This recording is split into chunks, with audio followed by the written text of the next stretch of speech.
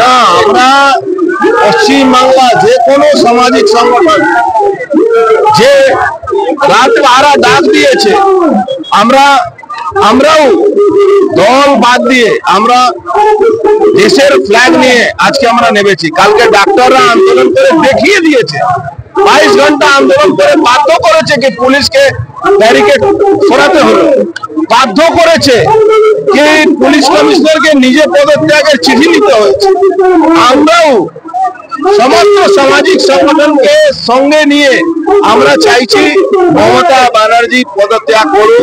নবান্নকে ঘিরে মমতা ব্যানার্জিকে আমরা পদত্যাগ করার জন্য বাধ্য করব।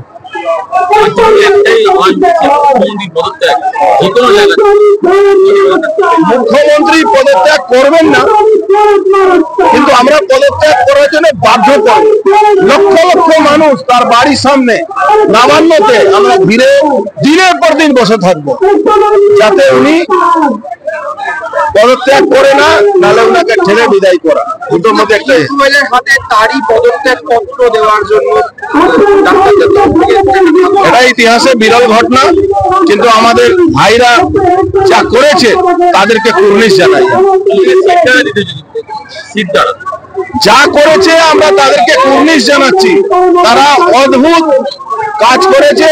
আমি আশা করি তারা এই লড়াইটা আরো এগিয়ে নিয়ে যাবে, আমরাও তাদের সঙ্গে থাকবো।